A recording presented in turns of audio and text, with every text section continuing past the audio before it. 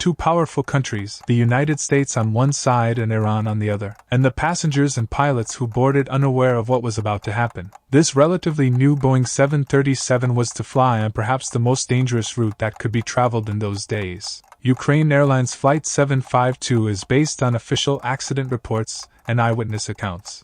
On January 8, 2020, this Boeing 737-800 at Tehran's Imam Khomeini International Airport was preparing to fly passengers to Kyiv, the capital of Ukraine. Flight 752, operated by Ukraine Airways, made its first flight on June 21, 2016. The 737 with the tail number uniform Romeo Papa Sierra Romeo was a new aircraft, 3.5 years old. And according to reports, the maintenance had been done just 2 days before and no problems were detected on the aircraft. This new generation aircraft landed in Tehran around 1 a.m. According to the plan, it was scheduled to take off 4 hours later at 5:15 for Kyiv, Ukraine. The plane landed in Tehran and went to the parking area. 1 hour later, at around 2:15 a.m., a large number of ballistic missiles were fired from Iran toward U.S. bases in Iraq. You may wonder why there was a missile attack on U.S. bases from Iran. On January 3, 2020, in Baghdad, American armed drones killed Iranian commander Qasem Soleimani. The killing of this very important figure for the Iranian government and the Iranian people created even more hate against America. In response to this, the Iranian army launched retaliatory ballistic missile attacks on U.S. bases in Iraq. Soleimani was the commander of the Quds Force, one of the 5 branches of the Iranian Revolutionary Guard Corps. He was known as the second most powerful figure in Iran. It was already expected that the Iranian army would launch an attack in response to the threats made by the United States against Iran. The Iranian army swore revenge and declared that their country was ready for war with the United States. This tension between the two countries led to the active operation of Iran's air defense system. After landing, the plane was refueled with 9.5 tons of fuel for the next flight leg. At 4:30, the flight crew, pilots, and cabin crew boarded the plane. 10 minutes after the crew boarded, they opened the doors and began boarding passengers. During this time, the Air Traffic Control Center in the military announced that flight operations were cleared to begin. As a result of the clearance for passenger transport, the country's air defense network would be able to detect aircraft flying in and out of the country. Accidental targeting of passenger planes would also be prevented. So far, everything seemed normal. Even though there was a missile attack from Iran on the U.S. air base in Iraq, civilian planes were notified and the safety of civilian planes was ensured. After the missile attacks, the U.S. Federal Aviation Administration banned American civilian planes from flying over Iran as soon as it received the news. Although FAA notices are not binding on non-U.S. airlines, many airlines consider them when making safety decisions. Several airlines, including Singapore Airlines, KLM, Air France, Air India, and Qantas began to reroute their flights. Also, other airlines, such as Lufthansa, Emirates, Fly Dubai, and Turkish Airlines, cancelled some flights to airports in Iran and Iraq. A total of 176 people boarded the plane, including 167 passengers and 9 flight crew. 15 of the 167 passengers were children. At 5:55, the doors of the plane were closed. The pushback vehicle approached and started pushing back the 737 with 176 people on board. Let's take a quick break. We've put a lot of effort into this video, so if you find it informative, please remember to subscribe and like. Your support allows us to create more content for you. Of the 176 passengers, 82 were Iranian, 63 were Canadian, 11 were Ukrainian, 10 Swedish, 7 Afghan, and 3 were British citizens. There is some disagreement with other sources on this nationality calculation, possibly because some passengers were citizens of more than one country. 138 of the 167 passengers were traveling to Canada via Ukraine. This is because the majority of the passengers on board were students and academics living in Canada and traveling to Iran for the winter break. The air traffic controller contacted the Area Control Center, which controls a larger airspace. At 5:52, the air traffic controller requested permission for the departure of the Ukrainian passenger plane. The Area Control Center reported the information of Flight 752 to the Air Defense Systems Center. After the message was transmitted to the Air Defense Systems Center, the plane was permitted to take off. The plane completed its taxi for runway 29 right. After receiving permission to enter the runway and take off, they lined up at the beginning of runway 29 right.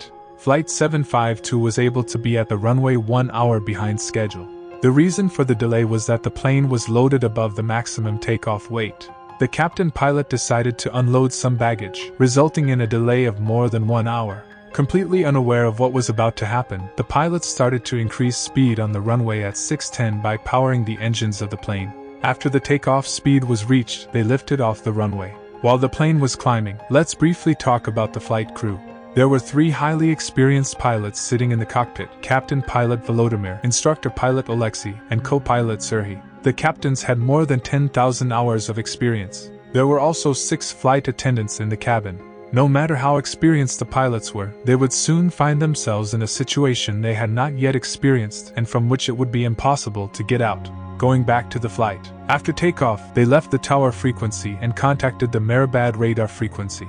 After climbing to 6,000 feet, they were informed that they were clear to turn right and climb up to 26,000 feet. The plane started to appear over the air defense system at the moment when it was climbing from takeoff.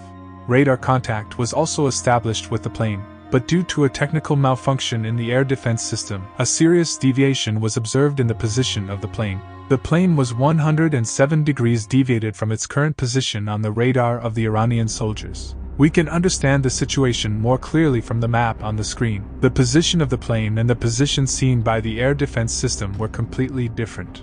It was at this point that the lives of the 176 people on board were endangered by this system malfunction. The soldiers at the Air Defense Systems Center detected the Boeing 737 as a threat. The faulty system saw this plane, which had just taken off from the airport, and turned to the right, at exactly this point and in this direction. Although the soldiers perceived the plane as a threat, they had to first report the situation to the headquarters and act according to the instructions they received from the headquarters. Soon after, they transmitted the information and direction of the plane they perceived as a threat to the Air Defense Coordination Center.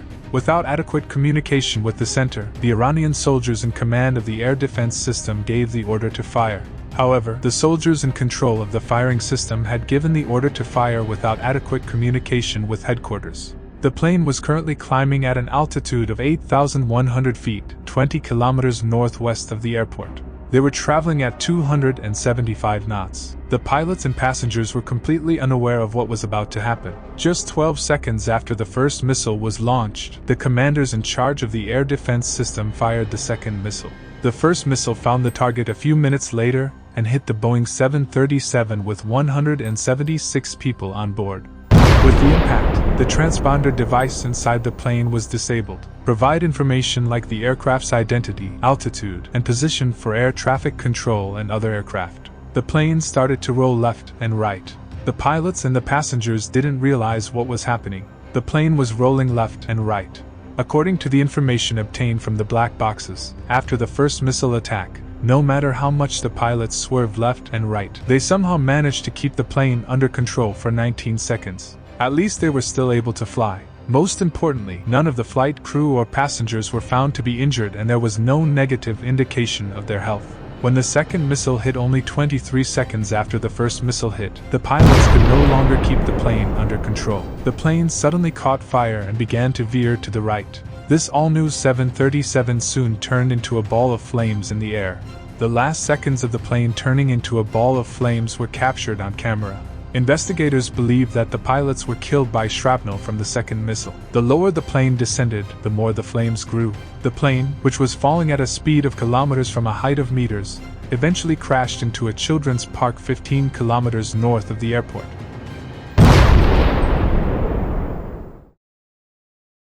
"22 ambulances and a helicopter arrived shortly after the crash, but the outcome was clear. Unfortunately, all 176 people on board were killed. Fortunately, there were no casualties among the civilian settlements. There were no civilians outside at the time. As a result of the huge explosion, the giant wreckage was scattered for 300 meters and the pieces of the plane were in flames. These photos on the screen showed the severity of the crash. The accident took place exactly 5 days after the assassination of Iranian Commander Qasem Soleimani. Flags in Ukraine and Iran were lowered to half-mast, and January 9th was declared a day of national mourning. Iran declared January 9th a day of national mourning for both the victims of Flight 752 and the victims of the stampede at Qasem Soleimani's funeral. Dozens of Iranians died in the stampede at the commander's funeral. Despite vows of revenge, there were no casualties on the U.S. side in their attacks on U.S. bases. 2 days later, the Iranian government admitted that they shot down the plane because they mistakenly identified it as an enemy target. They stated that they thought the plane was heading towards their military bases. That's why they perceived it as an attack and went on the defensive. As a result of the investigations, the plane did not deviate from its direction and continued on its course. There was no mistake made by the pilots. The first missile caused damage to the plane's systems, but the plane somehow managed to continue flying. The first factor that triggered the accident was the misidentification of the target by the Iranian defense system. Disagreement between the Air Defense Center and the commanders who carried out the firing was the second major factor. These mistakes resulted in the death of 176 people.